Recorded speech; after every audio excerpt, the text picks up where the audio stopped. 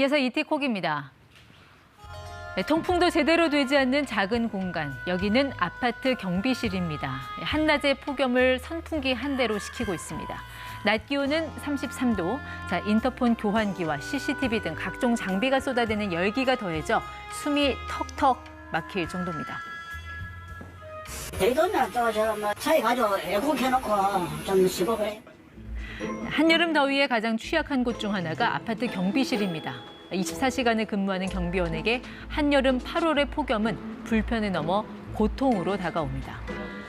에어컨 없는 경비실, 이미 여러 차례 문제 제기가 있어 왔습니다. 5년 전 한 아파트 단지에서는 일부 주민들이 경비실 에어컨 설치에 반대한다는 전단을 뿌려 온라인에 퍼진 적이 있습니다. 전단지에는 에어컨 설치에 반대하는 5가지 이유가 이렇게 적혀 있었습니다.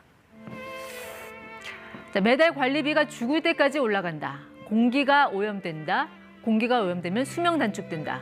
지구가 뜨거워지면 짜증이 나서 주민 화합이 되지 않고 주민 화합 관계도 파괴된다. 큰 아파트에도 경비실에 에어컨 설치를 해주지 않는다.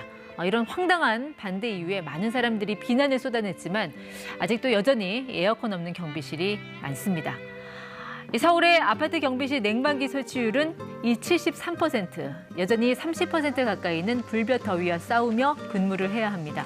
그렇다고 에어컨 설치가 능사도 아닙니다. 여러 경비원들이 에어컨을 켤 때마다 올라가는 계량기 속 숫자를 보면서 마음이 무거워진다고 토로합니다.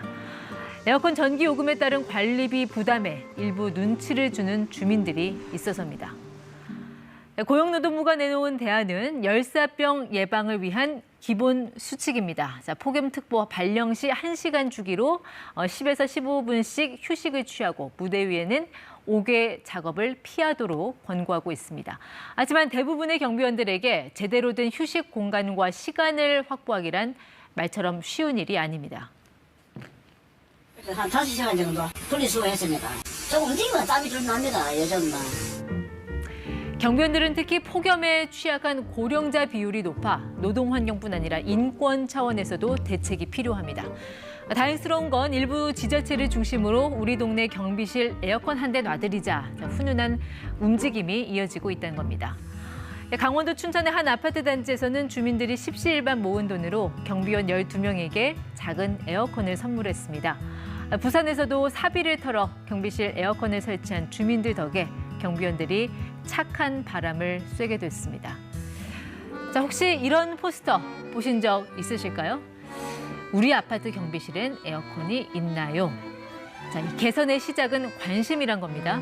오늘은 우리 동네 경비실 한번 둘러보시며 시원한 음료 한 잔이라도 건네보시면 어떨까 싶습니다. 지금까지 이티콕이었습니다.